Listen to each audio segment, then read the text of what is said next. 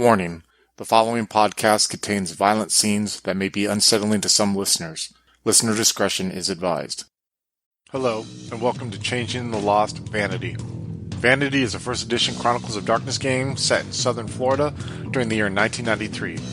Follow Katrina, played by Tillman, Raymond, played by Chris, Isabel, played by Andrew, Frank, played by Slavic, and Adam as the storyteller, as they uncover the mysteries of the true Fae and forge new paths for themselves in a world of beauty and madness. Follow us on Twitter at twin_cities_VTM for channel updates, and we hope you enjoy this episode.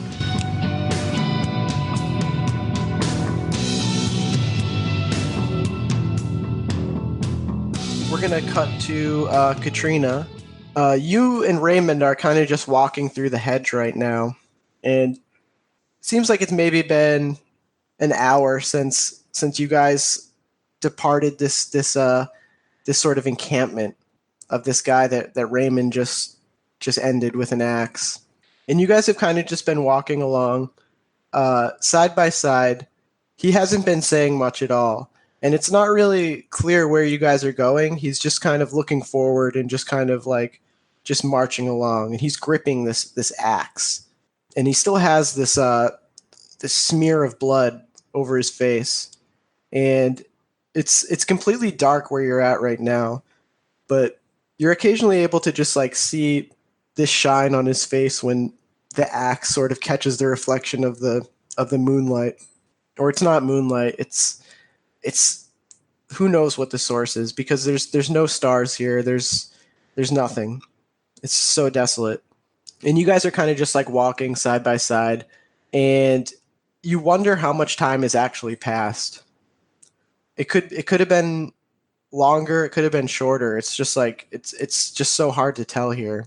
And what's going on in your head right now is you guys kind of just like are sort of walking calmly after this kind of crazy scene where you had to like fight for your life. I think Katrina goes very quiet for a while, or after some time when they're just walking along, and tries to work through things in her head.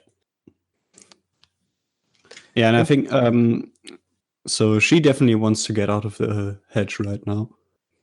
But I think she has a hard time like coming to terms with Raymond wanting to stay behind. And I mean, I don't know if I think Raymond probably did actually express to you that he was like staying here to fix it. And it's like you can almost like see in his eyes that it was like more than a decision. It's just like something that you feel like you're probably not going to be able to like convince him otherwise of. Yeah, it was like a final statement. And yeah. And he's just like kind of looking at you. It's almost like he turns his back to you for a second as he looks off to the side. And then he kind of just turns back and he stares at you. And he's just like, well, I think I'm going to press on this way. And I don't know if you want to come with me or not, but I'm staying here till the end, no matter what it takes, no matter what happens. Well, as far as I know, I'm trapped right now. I'm coming with you. All right. Then we keep going forward. If I see an opening, I'm going to take it. All right, that's fair. I don't blame you. Well, then we just keep going forward. And Katrina, there's actually a role for like if you're trying to kind of navigate your way out of the hedge. Mm-hmm. So let me see. I have it right here. So let's see. We're going to say it's an unfamiliar area. So, and how long have you been there? We'll say 1 to 8 hours. Yeah, that sounds reasonable. So it's going to be, you can do one roll every 3 hours, and you're going to need 2 successes to get out of there. Okay. Let's do wits and survival plus weird. Can I use a willpower point? Yeah. I have 5 successes on the first roll. So it's like we're gonna say then that you guys keep walking for like another 10 minutes where you're like right by his side, and it's like you catch a glimpse of something that seems almost like familiar, something that seems like it's kind of just more of the human world than it is of this place. And it's like you just feel like if you went that direction, something in you is telling you, like, if you go in this direction, this is the way out. It's like, it's the weird telling you. I'm grabbing Raymond by the elbow. And you go to pull him, and it's almost like he knows what's this way. And he goes to walk for a second, and then he just stops, and he's like, "No, Katrina, I can't. I'm not done here. There's still more I have to find out. There's still more I have to do. I have to fix. I think I found my purpose here for right now." Okay. Do you want me to tell Manny something? Or, well, any of the people back there? And he's kind of like staring. It's like he's staring past you at the ground, and he just kind of, without looking at you or making any kind of eye contact at all, he just kind of shrugs. He just lifts his shoulders up and just like I don't care. And he looks up at you, and he gives you this really warm smile. And he reaches his hand out, and he touches your face. And he's like, "Katrina, good luck out there." And then he turns his back to you, and you just see him starting to walk off into the swampiness of the hedge again, the axe over his shoulder, and he's whistling. And you just kind of hear the whistle just like trail off as he disappears from view. Katrina turns around very quickly, in fact, and like follows the small glimpse of that she got of the real world, or Yeah, what she and considers to be the real world. It's almost like going towards the light. It's like you see the sort of landscape changing a little bit. You see the darkness lessening, and you just follow that path.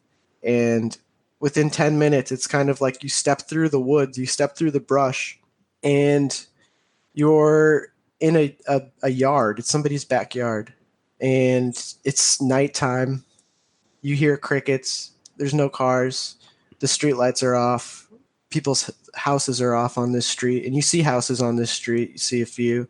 You're right inside the backyard of one of them, and you just feel this like wave of relief rush over you as you take your first steps onto the soft grass of this place. How do I look right now? So you look at yourself. You like stare down at yourself, and you're wearing whatever you had been wearing that night that you took the nightcap and you dreamed. But your clothes are all torn. They're covered in dirt. You have these scratches on you from the vines and the thorns, and trying to go through them and make your way through them, trying to like trailblaze the hedge. You kind of have gotten these small injuries, these little cuts that are, shining red, and your clothes has like many tears and stuff like that. It's covered in dirt, and you say like, "Wow, I'm a mess right now." And you take a look down, but you're there, you're all there, and you're okay. And you realize that you made it out of there in one piece, and it was like a survival, a feeling of just like you were in like a survival situation, and you were put in fight or flight, and you made it. And it's the adrenaline of it is still kind of like coursing through you as you take a deep breath of the air, and it's just different air. It's just like it just tastes, it's like you feel the safeness of just being here, Yeah, definitely. So Katrina definitely wants to get back home somehow, or at least get inside somehow. I think the first thing she would do is walk along the street and try to find like a sign with the street name on it. And you don't recognize where you are at the moment at all. Is the sign at least like is it something that she would recognize possibly, or is it at least in English? Yeah, so you wonder for a second. You're just like, I don't know where I am. Like, how far away am I? And as you kind of start to like make your way up the street, it's like this nice neighborhood, kind of a gated community, kind of upper middle class neighborhood. And you're kind of just like walking on this sidewalk. It's completely silent around you, save for the crickets and the sounds of the night and stuff. and you're just kind of like walking and trying to look for any signs of familiarity. And you think, and the air still feels the same as home. The temperature still feels the same. You Okay. know, it's hot. It's almost tropical. You know, and you know that this is one of the only places where, like, one of the only places in the country where it's like that. So you're assuming, like, okay, I didn't go that far. Like, it still feels like it's home or somewhat close to home. And, you know, you see like a sign, for like a street sign, and you don't really recognize the street, but you're like, okay, it looks like I'm still in the same area. It's not like a different color or anything like that. And you just start walking, and you're sure to find something familiar if you just keep going, you know, or something, someplace where you can make a call or do whatever. Yeah, that's the next plan. Try to find a phone booth, or, well, it's the middle of the night. Buses probably don't work out anymore, but she can't afford a cab. Yeah, so you're just walking, and basically this area that you're in right now is super residential. It's like all houses and stuff like that. Just like you're walking past people's driveways, and you're walking past their cars, and like you can see all the lights are just like off in all these houses, and it's completely quiet. And you just keep going for about an hour, you know, just alone with your thoughts, just like walking, just like no cars passing you, no signs of any people or anything at this point. And it's like it's kind of calming to you as you just like keep walking to try to find like any kind of place, you know, anything that's open really. You're not sure what the actual time is either, but it's really late night or early morning because the street lights aren't even on. Um, about about 45 minutes passes, and you start to see like these bright lights of like it's a Cumberland Farms. It's you see some cars that are kind of like they're pumping gas or whatever. You see some kids hanging out outside. You like wonder for a second if it was some kind of like mirage, because it's just like, you know, it's just these shining bright neon lights that are kind of just like calling to you as you like see it. And you're like in a more downtownish area now. Like you start to see some cars passing and stuff like that. You see the traffic lights change to green, and you see some cars pass you in the other direction. And you just see like it's like, oh, okay, like this is like a place, and there's people, and it's like a wave of comfort kind of like washes over you. Yeah, you said there was a gas station. Can I go inside, or is it like, Yeah, it appears to be completely open. okay? You see people like entering and exiting, and it's like there's always like those sorts of gas stations everywhere. They're like Cumberland Farms or whatever that just are open 24 hours. There's kind of like a section off to the side where there's a lot of 18-wheeler trucks parked. Like the drivers will kind of pull off to like a side area of the parking lot to sleep in their trucks or whatever. Or, you know, maybe they're in the middle of their ride and they just like, you know, it's like a truck stop kind of gas station. Yeah, I want to go inside and check if they have a phone that I could use. So you make your way to the door, and these two teenagers that are sitting outside, sitting on the curb near the entrance, drinking like frozen drinks, kind of look out at you, and you just hear one say to the other, "Whoa, look at that." And they're both like just kind of staring at you in shock as you open the door and go inside. I look at them sternly, like, mind your own business. And they turn away as to not mess with you.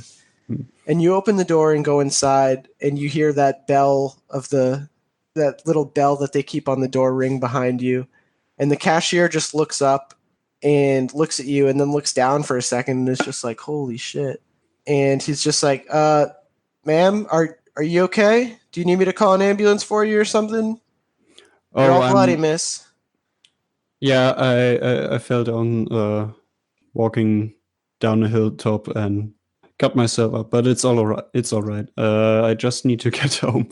Can I use your phone, maybe? And he's looking at you kind of like hesitantly, and he's just like, yeah, yep, no problem, sure thing, just come back here, okay? And he pushes this little It's like a small waist-high door that separates the counter from the sales floor, and he pushes that little it's almost like a bar door thing. He like pushes it open for you to like step inside, and he gets this this phone. It's not like the wall phone kind. It's got like the big curly cord, and he just gives it to you, and it's like he like places it up on the counter, and it's the kind where you have to like dial in the numbers. You have to roll the numbers in. So he's just like, here you go, just look, take all the time you need, okay? And he's looking at you, and you like see this pity in his eyes as he just kind of like looks at you like sorry. He's probably imagining that you're, maybe one of the city's homeless or some sort of vagrant or somebody who's just kind of wandered in. But it's like, and you have to imagine like people who work at these 24-hour places deal with sorts of like weird shit like at all hours of the night, just like homeless people and drug addicts and stuff like that. So he was almost like reluctant when he first talked to you, and now he kind of like feels bad. He kind of sees that you need help. Yeah. Well, I guess he didn't expect that Katrina is actually like composed. I mean, exactly. She looks wild, but she's got her wits about her. Yeah, and it's like as soon as you spoke and you were kind of like polite and you almost like gave like a chuckle at the situation and stuff. He just went immediately to just like feeling sorry and giving you this like look of pity. And he's just like, look, can I get you anything? Can I get you an ice pack, some water? You need anything? Yeah, some water would be great. I probably need to try some phone numbers to reach someone right now, but yeah, it's okay. It's okay. Just take your time. Look, what's somebody like you doing out here right now? Oh, dude, I was on a horrible camping trip. Yeah, it looks it. You're all cut up there. Did you get attacked by something? He tries to laugh a little bit, and his face just turns serious again. He's just like, look, just stay here, just relax, make your calls. We'll take care of you here. Don't worry about it. And he snaps his fingers, and he just like yells to this employee in the corner of the store with headphones on to just bring a water over. And the guy doesn't hear it first, and he kind of like pulls one headphone away to listen in, and then gives a nod. And by the looks of both of them, they both look like they couldn't be older than 25. They're both young guys. He's behind the counter, and the other guy is this heavier set young man who's pushing the mop around. And they're both wearing these like red vests over their whatever clothes they're wearing. It's just like you throw the vest on and you're ready for work. You're hired now. Yeah, exactly. So I'm trying to think who she would call first and which numbers she would have memorized, but I'm thinking probably Norma. I would say you probably remember her number.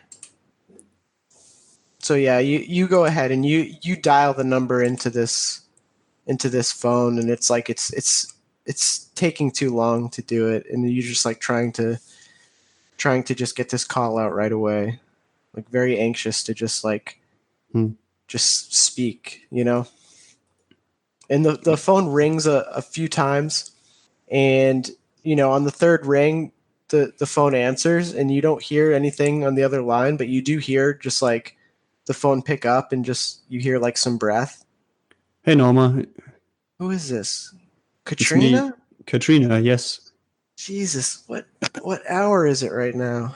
I have no idea. What's the matter? I kinda need your help. Okay, where are you, honey?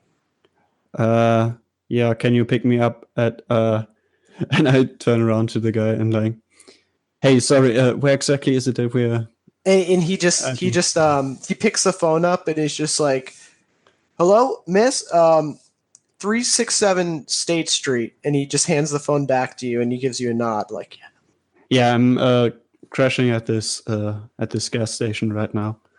Oh my I just God! need a ride home, or maybe you can take me to your place and. Yeah, I'm leaving right now. I'll be there in a bit. You can tell me everything. Just stay tight, okay? Yeah. And then the phone just immediately hangs up. Like you're like saying that, and you just hear like the dial tone on the other end. Like, if you'd like to make a call, please hang up and try. And you just, Yeah, and I hang up. And and you, I give the guy at the counter a big smile and like take the water and try to ease things up a little bit. Like, I'm okay, and I've known her for a long time. well, you're lucky. You're lucky to have some good friends. A lot of the people that come in here to use the phone, they don't have any friends. They burned every last bridge they could in life. I can Oh tell yeah. by looking at you, though. You don't seem like the sort that's usually out here. Well, what kinds of people do you get? You mean like Like, drunks and homeless people or what? yeah, yeah. Drunks, homeless, Yeah. Okay. tweakers, prostitutes. You don't look like any of them for some reason, and it's puzzling to me. But either way, I mean, now you said you came from camping? Where the hell would you go camping around here? You look like you just walked straight in. I mean, look, if you don't want to tell me, it's okay. I mean, surely it's none of my business. And you see the guy with the headphones is kind of just leaning on the counter, like opposite side of you, and he's kind of just like wiping it down with this white rag, and just like occasionally looking up to look at you. Yeah, I got roped into this pretty stupid camping trip thing. Like nothing weird or anything, just people I probably don't want to hang around with anymore. Oh, well, he's just like I'll just tell you this: it is dangerous out here, and a girl like you, a pretty girl like you, maybe not a best idea to be walking around these at night. And it seems like a safe enough place, sure, but I'm sure you've seen the news, right? I'm sure you've heard about the people that have been murdered recently, or the kids that have gone missing, and the guy with the headphones is just like, Davey, shut up. Why are you trying to scare her about that stuff? It's just look, Oh don't. no, I'm aware. I've read the news. Sure. Yeah, she's aware, okay? She's read the news. And they start to like argue a little bit, and you just kind of you can just like go back to your thoughts for a second as you like wait for Norma to pick you up. Yeah, I'm anxiously awaiting her arrival. Like, And where are you? 20 minutes later, peels into the parking lot, and you just see that front door swing open again with that bell just ringing like crazy as she kicks the door open as hard as she can. And she's like, Katrina, oh my God, Katrina. And she looks at you and she's just like, what the hell happened to you? And she's like becoming upset, and you're starting to see like the tears in her eyes form, and she immediately rushes over to you, and she puts her hand on your shoulder, and she's just like, oh my God, my Katrina. Oh, Norma, thank you for coming. Can we just get going? Yes, yeah, I let's really want let's to take go. a shower, get rid of all this, and then I can And tell you. she like kind of takes you under her arm and pushes the door open in front of her, and she gets in the car. And well, first she opens the passenger door for you and like sets you in the car gently and just like gets on her side. And it's this forest green Jeep, and it has like the plastic like cover over the top. Mm-hmm.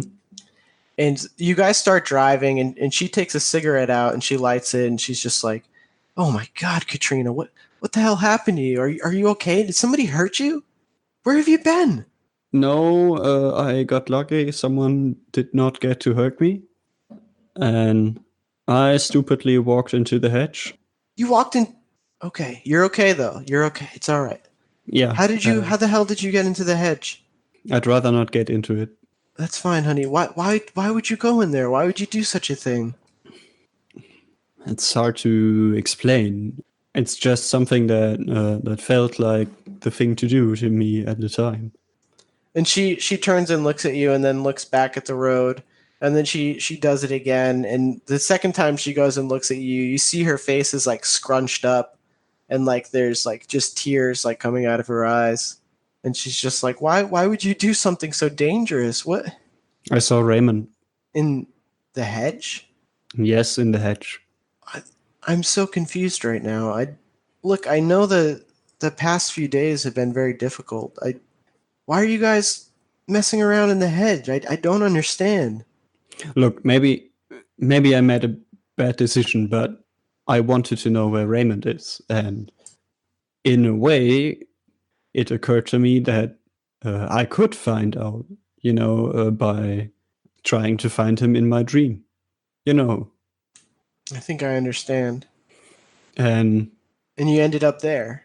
yeah, it all made sense to me like when I was dreaming, but right now it's very tough for me to put in words. What's Raymond doing there?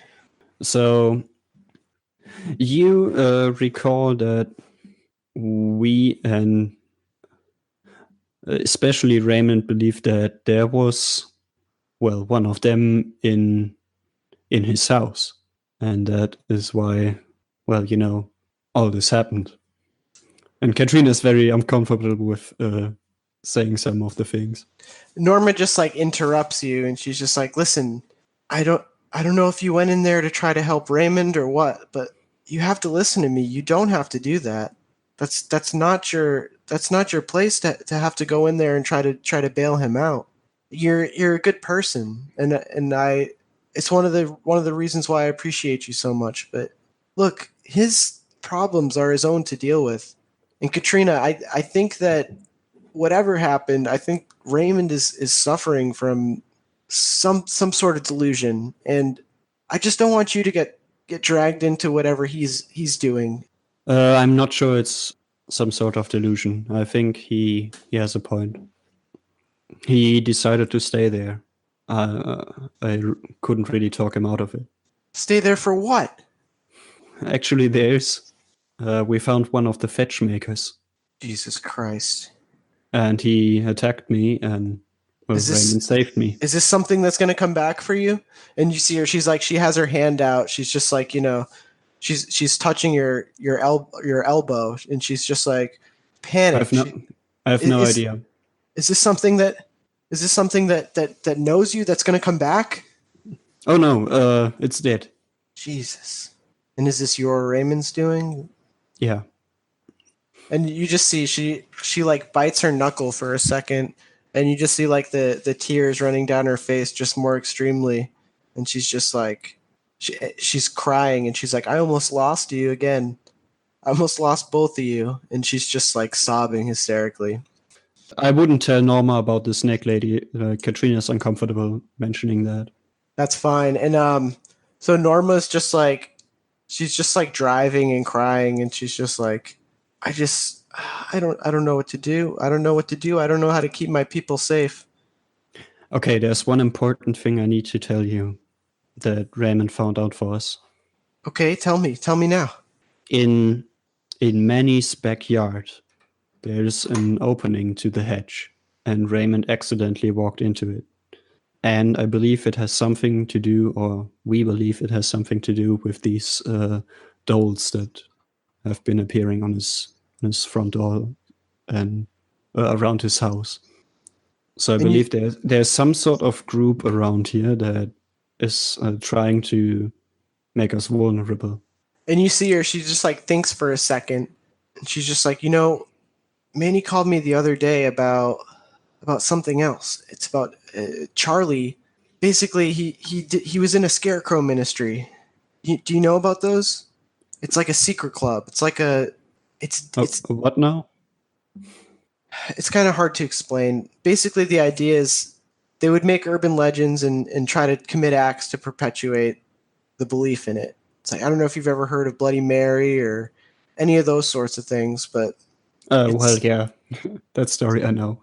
It's a thing that pops up in freeholds, but I didn't think we had one here. And I don't know if the one that Charlie was in, maybe things got a little bit too much. They might have gotten in too deep with some of that stuff, but I didn't know about it before, and I know about it now. And now I know about this. So what does it mean? I don't know. I feel like I have a puzzle with just too many parts right now. It's just, maybe we can meet Manny tomorrow. You're right. Tomorrow. It's just late right now. Yeah.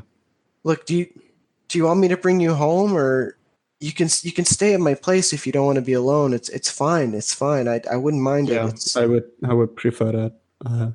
Okay. All right. Okay. And she just she just keeps driving, And she looks at you and she tries to give you like a smile, but it's very ingenuine, because as soon as the smile stops, it's like you just see this panic, just stress in her face, just this haunted look as she's just like kind of just driving. Hello, folks. Have you ever wished you could have an easy way to find gameplay videos and podcasts, or just media in general that deals with your favorite White Wolf role-playing games? Or have you ever wished you could find a forum to share gameplay that you have recorded, one which wouldn't be drowned out by random posts and discussion, so that your media could get the attention you want? Well, we have the answer for you in a Facebook group we run called White Wolf RPGs Gameplay and Media. The group is specifically ran with the sole intent of it being a one-stop shop for people to view or share media involving the games we all love.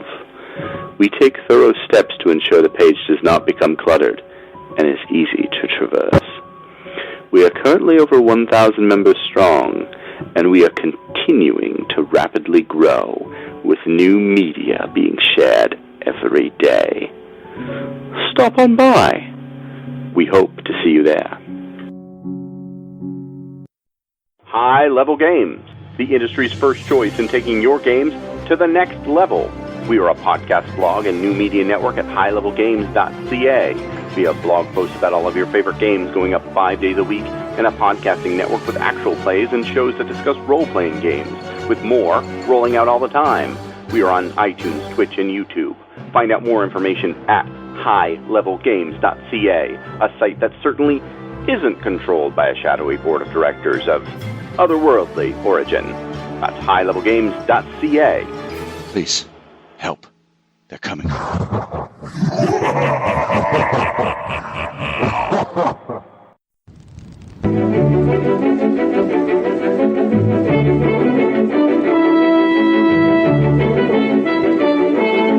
The Los Angeles metropolitan area is constantly growing and changing.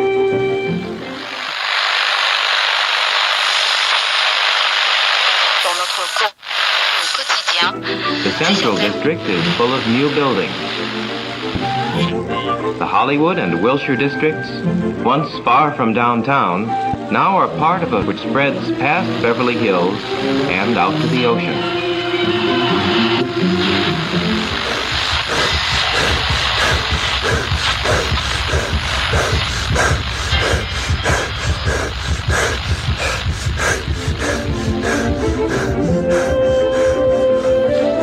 But why is all this going on in Los Angeles?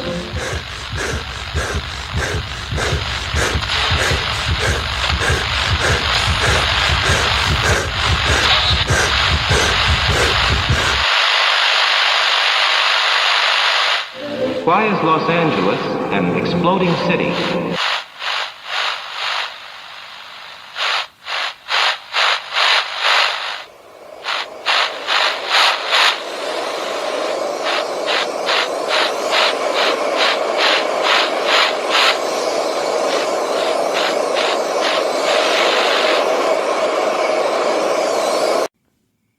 Neon Masquerade. The Demon's Mirror. 13 Candles. 3 Chronicles running through the undead veins of the City of Angels. The Esoteric Order of Role Players Actual Play podcast invites you to drink deeply. Go to eorpodcast.com and search the duets tag to find out more.